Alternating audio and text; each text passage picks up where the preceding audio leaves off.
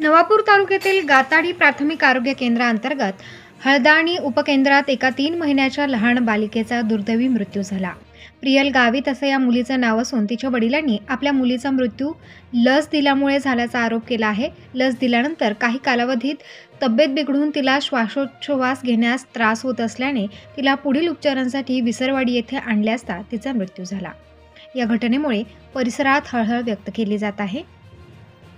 प्रियलचे वडील प्रकाश गावित यांनी दिलेल्या माहितीनुसार लसीकरणानंतर तिची तब्येत बिघडायला सुरुवात झाली। लागलीच विसरवाडी येथील दवाखान्यात नेले, त्या दरम्यान मुलीचा मृत्यू झाला।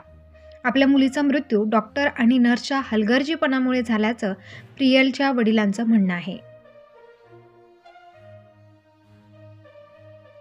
या घटनेविरुद्ध मयत बालिकेच्या वडिलांसह नातेवाईकांनी रुग्णालयासमोर एकच गर्दी करत संबंधित कर्मचाऱ्यांवर आरोप केले आहेत।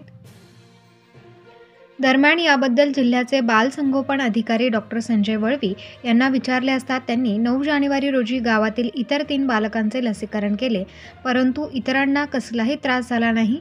मात्र प्रियल या बालिकेचा दुर्दैवी मृत्यू कशामुळे झाला या संबंधित वरिष्ठ पातळीवर योग्य ती चौकशी करून दोषी आढळल्यास संबंधितांवर योग्य ती कारवाई करण्यात येईल असे सांगितले आहे। घटनेचे गांभीर्य पाहता नंदुरबार जिल्हा आरोग्य विभाग, नवापूर तालुका आरोग्य विभाग अधिकारी व कर्मचारी तसेच पोलीस प्रशासनातर्फे उपविभागीय पोलीस अधिकारी संजय महाजन, सहाय्यक पोलीस उपनिरीक्षक प्रकाश वानखडे पोलीस पथकासह घटनास्थळी दाखल झाले होते। नातेवाईकांनी बालिकेच्या मृत्यूस कारणीभूत असलेल्या संबंधित कर्मचाऱ्यांवर कडक कारवाई करा अशी मागणी जोर धरत असल्याने लागलीच आरोग्य विभागाचे अधिकारी व पोलीस प्रशासन यांनी हळदाणी आरोग्य उपकेंद्रात रात्री उशिरापर्यंत 9 जानेवारी रोजी झालेल्या लसीकरणाची लसची बॉटलसह सर्व सॅम्पल नमुने ताब्यात घेऊन पोलीस प्रशासन व आरोग्य विभागाचे अधिकारी यांनी संबंधित लसीकरण संपूर्ण किट सीलबंद करून आरोग्य विभागाच्या वरिष्ठ अधिकाऱ्यांच्या मार्गदर्शनात चौकशी करण्यात येणार असल्याचे सांगितले। यानंतर घटनेतील मयत बालिका प्रियल प्रकाश गावित हिचा मृतदेह शवविच्छेदन करण्यासाठी जिल्हा रुग्णालयात पाठवण्यात आला।